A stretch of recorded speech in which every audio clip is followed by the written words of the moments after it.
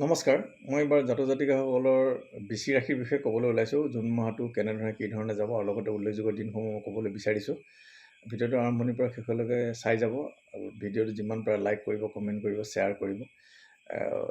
ভিডিঅ'বোৰ চাই থাকিলে আমি উপকৃত হওঁ আৰু লগতে ৰাইজো উপকৃত হওক, সেই উদ্দেশ্যৰে ভিডিঅ'বোৰ বনাইছোঁ। গতিকে ভিডিঅ'টো আপোনালোকে আৰম্ভণিৰ পৰা চালে হৃদয়ংগম কৰিব পৰা যাব। গতিকে এতিয়া আহোঁ বিচি ৰাশিৰ জাতিকাসকলৰ ৰাশিফল বিচাৰৰ বিষয়ে।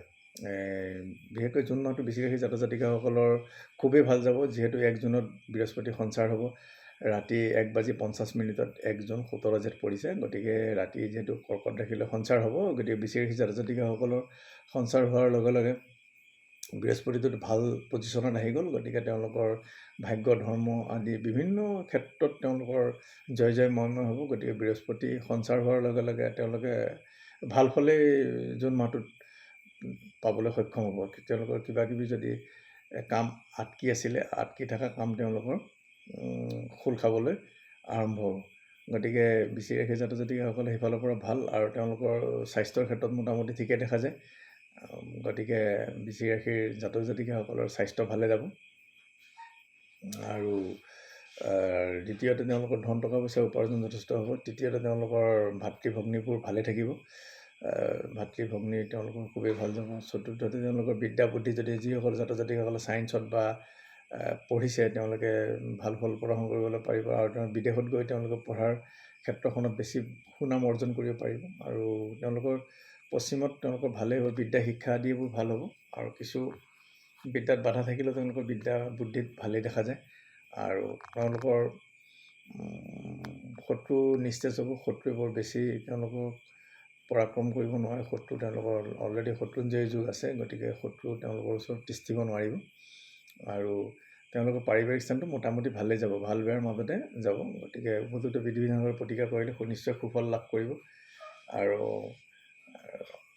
তেওঁলোকৰ আৰ্থিক আকস্মিক কিছুমান কাম উদয় হ'ব পাৰে তেওঁলোকৰ বিচি ৰাশিৰ জাতিকাসকলে।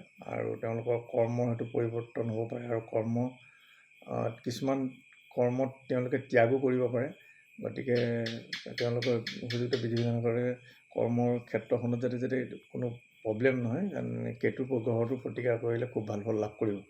আৰু ৰাহুৰ লগতে প্ৰতিকাৰ কৰিলে খুব ভাল ফল লাভ কৰিব। আয় উপাৰ্জনৰ ক্ষেত্ৰত তেওঁলোকৰ যথেষ্টখিনি ভালেই দেখা যায়। আৰু শনিৰ দৃষ্টি আছে কাৰণে শনিৰ কিছু প্ৰব্লেম থাকিব।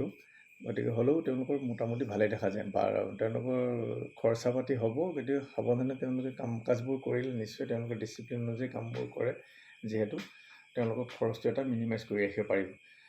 আৰু লগতে উল্লেখযোগ্য দিনসমূহ হ'ল, মই অলৰেডি ক'লোঁ, ৰাশিফল বিচাৰত বৃহস্পতি সঞ্চাৰ হ'ব 1:50 1 জুনত কৰ্কট ৰাশিলৈ। আৰু সেইদিনাখন 17 জেঠ 1 জুন পৰিছে। আৰু 31 জেঠ সোমবাৰ 15 জুন শনিদেৱৰ জন্ম জয়ন্তী তিথি আছে।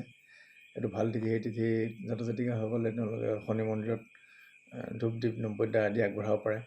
ৰাভা দিৱস 20 জুন আছে, 5 আহাৰ।